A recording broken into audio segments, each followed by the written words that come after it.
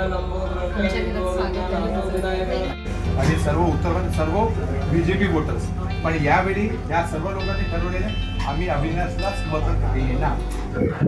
नमस्कार, मुद्दा भारत में आपका स्वागत है। मैं हूं श्यामगिरी, आप देख रहे हैं चैनल मुद्दा भारत का।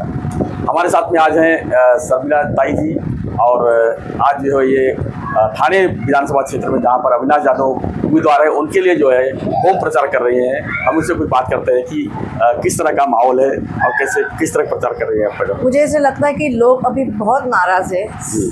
जो सामने वाली सब पार्टियाँ है, जो आज तक मैं अभी मेरे स्पीच में भी बोली कि 75 ईयर्स हो गए हैं स्वतंत्रता मिलने की बात भी, लेकिन लोगों के बेसिक जो प्रश्न है वो अभी तक छूटे नहीं है। जैसे मैं डोर टू डोर कर रही हूँ कैंपेन, तो लोगों के घर के सामने खुले गटार होते हैं। मुंबई में एक प्रतिथयश डॉक्टर गटर में गिर के मर जाता है, मतलब every year 5 to 10 people dies in the open gutter.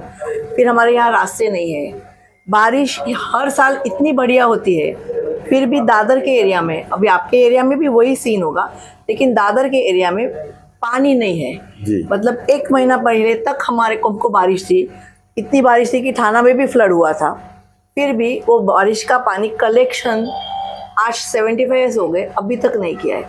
इधर शिवसेना 20 साल से पावर में थी, महापालिका जो उनका काम है महापालिका का कि वाटर कलेक्शन करना, डिस्ट्रीब्यूशन करना, मुंबई महापालिका भी उनके ही पास थी।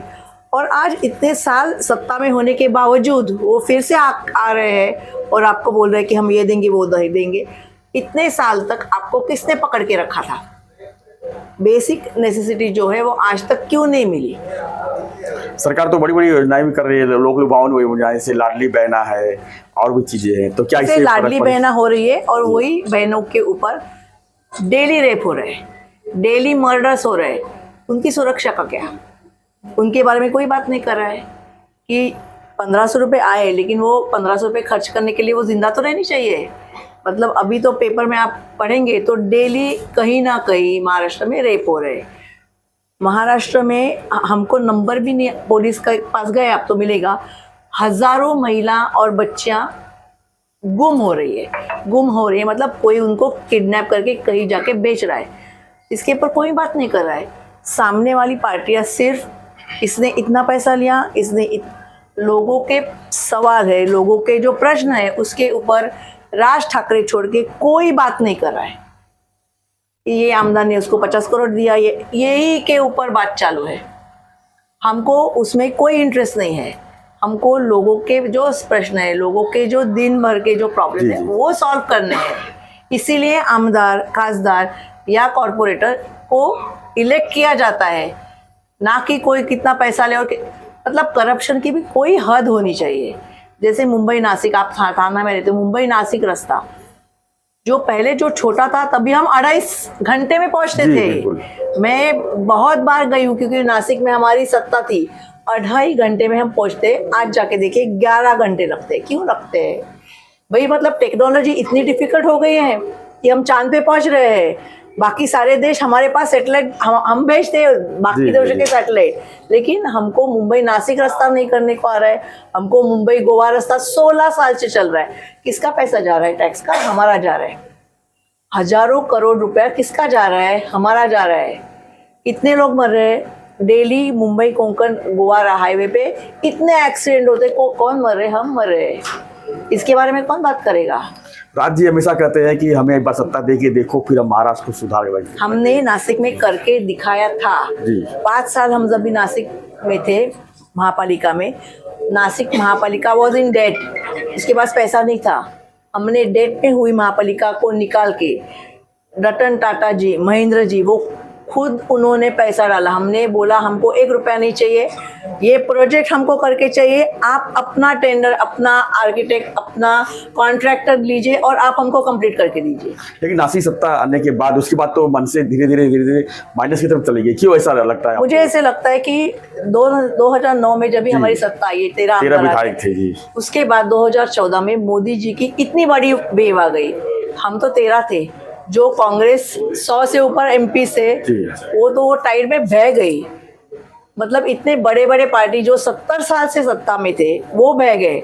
तो हम तो छोटे थे, 13 अंदर थे, एक महापालिका में सत्ता थी, क्योंकि तब लोगों ने ब्लाइंड वोटिंग किया था, ब्लाइंड, भारत भर में। तो अब क्या लगता है, अब फिर मुझे ऐसा मोदी लगता है लहर कि कम हो गई है? नहीं, मोदी लहर कम होने से मुझे ऐसा लगता है कि लोगों को अभी उनके बेसिक प्रॉब्लम्स के ऊपर उनका ध्यान फिर से गया है। जी।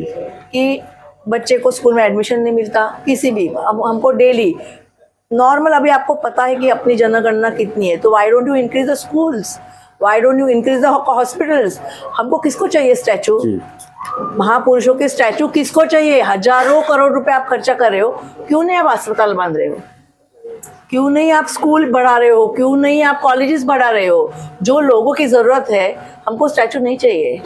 वो स्टैचू हमारे जो महापुरुषों हमारे दिल में होते हैं, बहुत है वो, हम उनकी पूजा करते हैं, हम उन्होंने जो दिया वो फॉलो करते। उन्होंने भी कभी नहीं कहा है कि मेरा स्टैचू हर जगह लगाओ, वो भी काम ही करते थे। तो उन पे पैसा वेस्ट करने से आप लोगों की नेसेसिटी बढ़ाओ ना।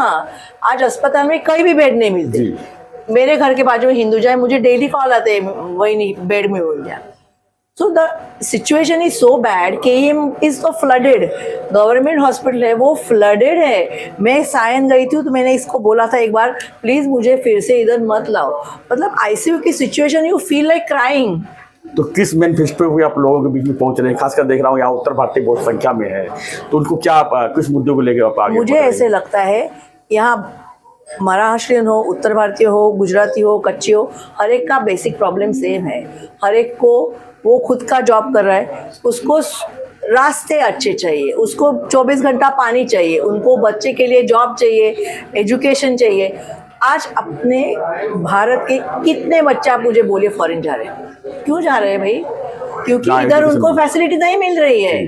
हमारा देश इतना बुरा नहीं है, लेकिन गवर्नमेंट फैसिलिटी नहीं दे रही है, गवर्नमेंट अच्छे जॉब प्रोवाइड करने में फेल हो रही है, इसलिए उनको जाना पड़ रहा है। छोड़ो बच्चों, छोड़ो कितने बड़े बिजनेसमैन जा रहे हैं। आप बिजनेस में ईज निर्माण कीजिए कि हमको इधर एक बिजनेस खोलना है, तो आप रास्ते दीजिए, बेसिक नेसेसिटी दीजिए, इलेक्ट्रिसिटी दीजिए, आप ये कीजिए तो बिजनेस भी बढ़ जाएंगे, बच्चों को इधर काम भी मिल जाएगा, तो प्रॉब्लम सॉल्व हो जाएगा। अब हमारे माध्यम से आप वोटरों को क्या कहना चाहिए आप? मुझे ऐसा लगता है कि आपने 70-75 साल में सबको संधि दी है, सबको देखा है, सबने क्या काम किया है, कितना करप्शन किया है। मुझे ऐसे लगता है कि अभी एक बार आपको चेंज करने की बहुत ज़रूरत है। जो आदमी काम करते हैं, जैसे मैंने बोला कि कोविड के टाइम में जो उधर तब के चीफ मिनिस्टर थे, 2.5 साल में 2 बार मंत्रालय गए थे, 2 बार। और ये मैं नहीं बोल रही हूँ, ये शरद पवार साहब ने उनके बुक में लिखा है कि उद्धव ठाकरे सिर्फ 2 बार मंत्रालय में गए थे। ऐसे है कि इतना कठिन समय था, तभी he has to be there on the ground. जी, वो घर बैठ के नहीं कर सकते।